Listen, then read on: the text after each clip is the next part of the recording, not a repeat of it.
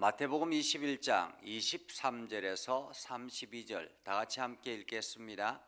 예수께서 성전에 들어가 가르치실새 대제사장들과 백성의 장로들이 나와 이르되 내가 무슨 권위로 이런 일을 하느냐, 또 누가 이 권위를 주었느냐.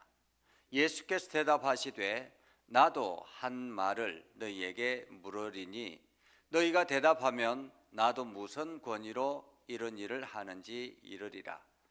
요한의 세례가 어디서부터 왔느냐? 하늘로서부터냐? 사람으로부터냐?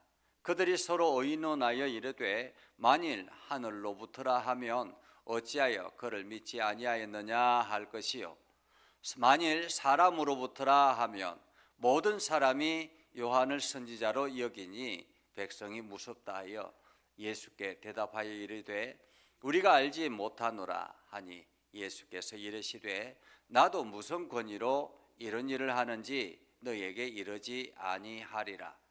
그러나 너희 생각에는 어떠하냐? 어떤 사람에게 두 아들이 있는데 맏아들에게 가서 이르되 예, 오늘 포도원에 가서 일하라 하니 대답하여 이르되 아버지 가겠나이다 하더니 가지 아니하고 둘째 아들에게 가서 또 그와 같이 말하니 대답하여 이르되 실소이다 하였다가 그 후에 뉘우치고 갔으니 그 둘 중에 누가 아버지의 뜻대로 하였느냐.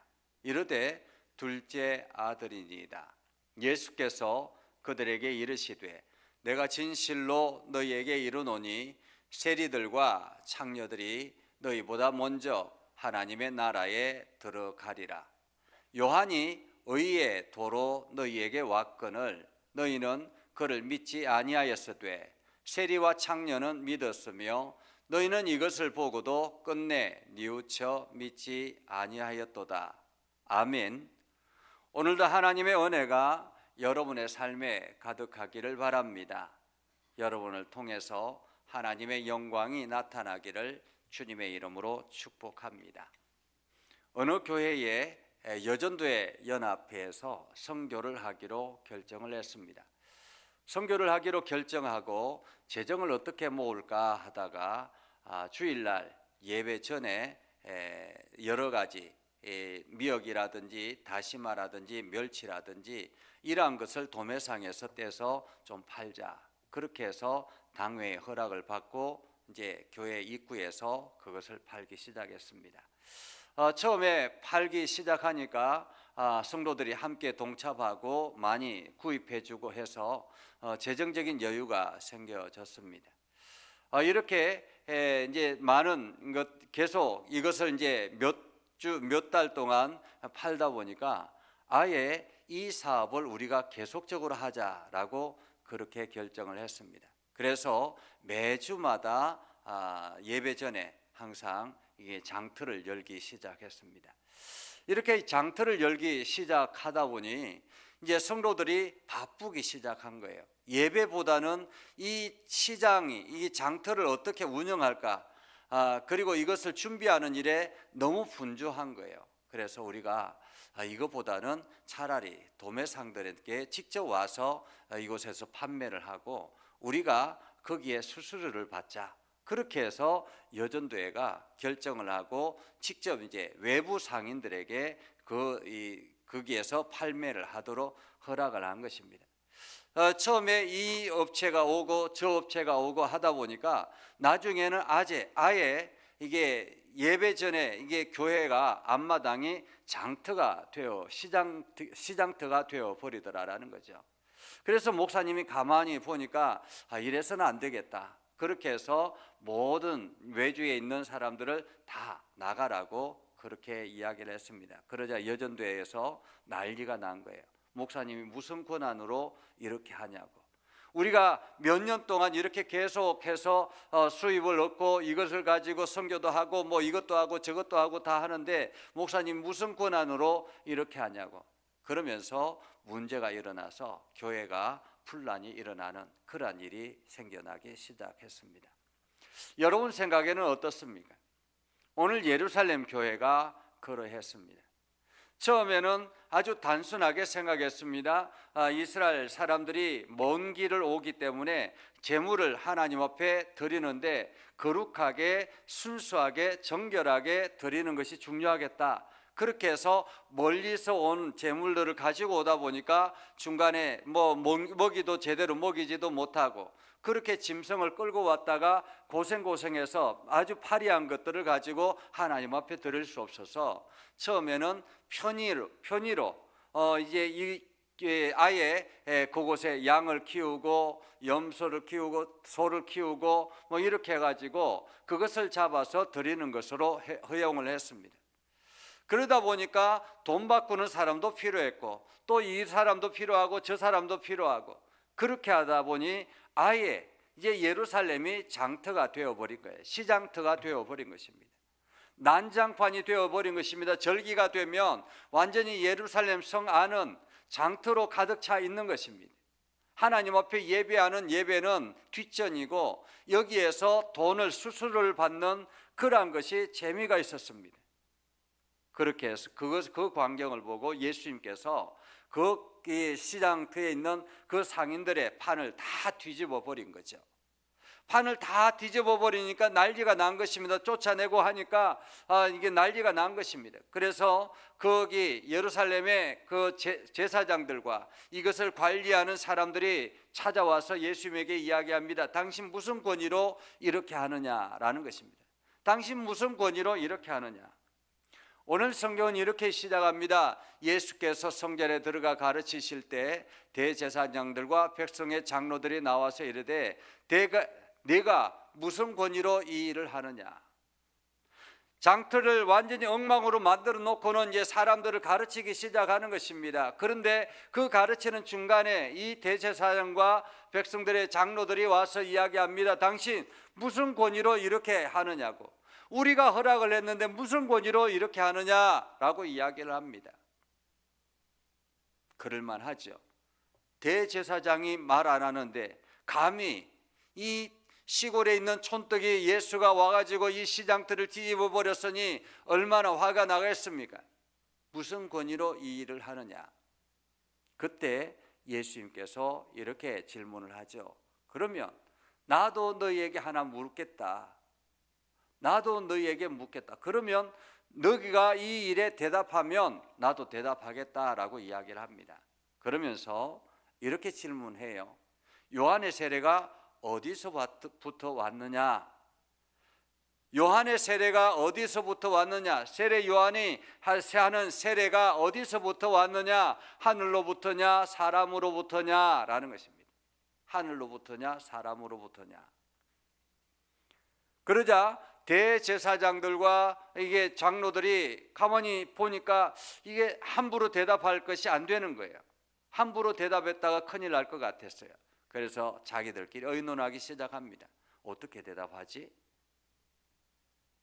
하늘로부터라고 하면 왜 너희는 믿지 않고 그 요한의 세례를 받지 않느냐? 세례 요한이 그러죠.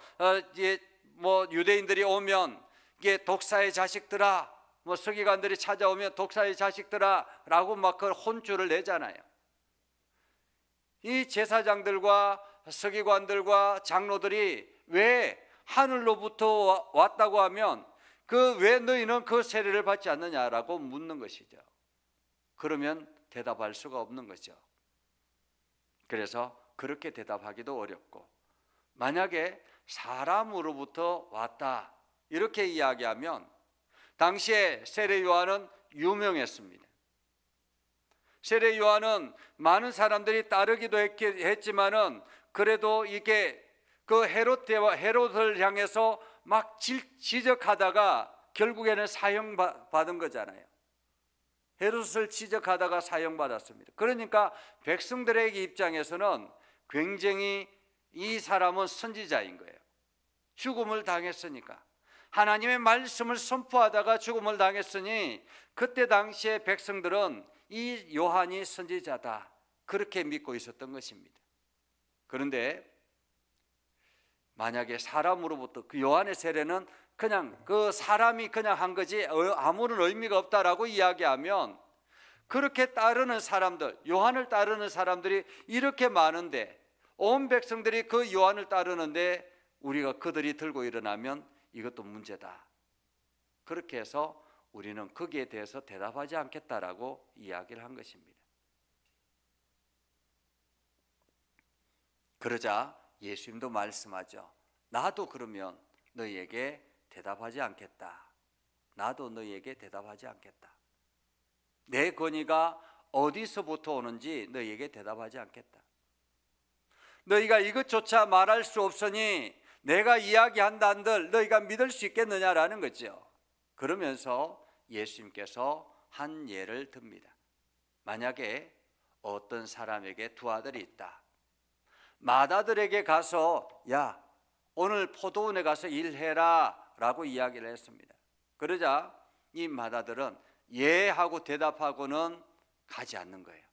그냥 대답만 하고 가지 않는 거예요. 그런데 둘째 아들에게 또 가서 이야기합니다. 야, 오늘 포도원에 가서 일 좀 해라. 그러니까 이 둘째 아들은 안 해라고 하고는 가버리는 거죠. 그런데 나중에 가만히 생각해 보니까 아버지가 하는 것을, 이렇게 아버지가 부탁한 것을 하는 게 좋겠다. 그렇게 해서 이 둘째 아들은 안 해라고 하고는 갔다가 뉘우쳐서 포도원을 들어가서 일을 했습니다. 자, 그러면 둘 중에 누가 아버지의 뜻대로 하였느냐라는 거죠. 둘 중에 누가 아버지의 뜻대로 하였느냐. 여러분은 어떻게 생각하십니까? 누가 아버지의 뜻대로 했습니까? 대답만 한 아들입니까? 아니면 대답은 안 하고 나중에 그냥 가서 아버지의 뜻대로 행한 그 사람입니까? 당연히 둘째가 아버지의 뜻대로 행한 사람이겠죠.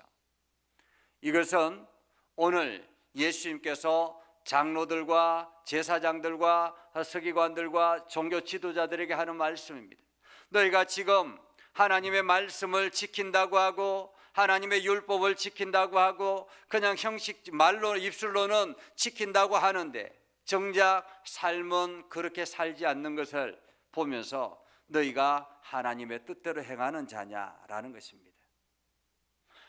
차라리 안 해라고 하면서 나는 안 하겠다고 하면서 오히려 그렇게 말하고 난 다음에 다시 생각해서 오늘 아버지의 뜻대로 하는 것이 낫겠다 이렇게 생각하는 것이 옳지 않느냐라는 거죠. 그러면서 예수님께서 말씀하기를 진실로 너희에게 이르노니 세리들과 창녀들이 너희보다 먼저 하나님의 나라에 들어가리라. 어쩌면 이 세리와 창녀는 세상 사람들에게 손가락질 받는 사람들입니다. 세상 사람들에게 그냥 비웃고 세상 사람들이 손가락질하고 욕하는 이러한 사람들입니다. 인간 취급을 받지 않는 사람들입니다. 그런데 그들이 뉘우치고 그들이 지금은 이렇게 살지만은 뉘우치고 주님 앞에 나아가면 하나님 앞에 나아가면 오히려 그들이 하나님 나라의 주인공이 될 수 있다는 거죠. 이 땅에서 어떻게 사는가가 중요한 것이 아니라 내가 지금 어떤 결단을 하고 하나님 앞에 나아가는가가 더 중요한 것입니다. 오늘 입술로는 종교인인 척하고 그렇게 가면을 쓰고 사는데 정작 내 삶은 신앙인의 삶이 아니라면 오늘 이 장로들과 제사장의 하는 이야기와 같다라는 것이죠. 반면에 내 삶이 조금 세상 사람들이 보기에는 여러 가지 부족한 면이 있지만 그러나 그 속에서 하나님을 의지하려고 하고 하나님을 따르려고 하고 주님의 말씀을 구하고 주님의 나라를 향해서 갈구하는 그러한 영혼이라면 오히려 그가 하나님 나라의 주인공이 될 수 있다는 것입니다.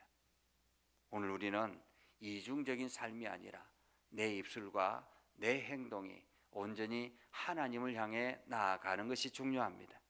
그래서 오늘도 우리가 하나님 나라의 주인공이 되어서 여러분이 하나님의 뜻을 순종하고 하나님의 다스림에 순종하고 하나님이 공급하시는 은혜와 능력을 경험하여서 세상에 빛과 소금의 역할을 능히 감당하기를 주님의 이름으로 축복합니다. 기도하겠습니다. 거룩하신 아버지 하나님, 오늘도 우리의 삶 가운데 역사하여 주셔서 하나님의 뜻을 이루게 하시고 하나님 나라를 꿈꾸게 하시고 주의 영광 드높이게 하여 주시옵소서.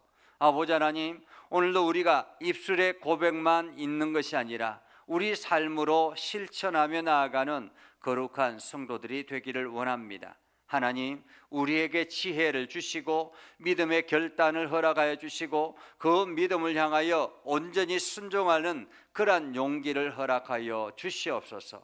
그래서 우리를 통해서 하나님의 나라가 이루어지게 하시고 우리를 통해서 하나님의 복음이 선포되게 하시고 우리를 통해서 주의 영광 드높이게 하여 주시옵소서.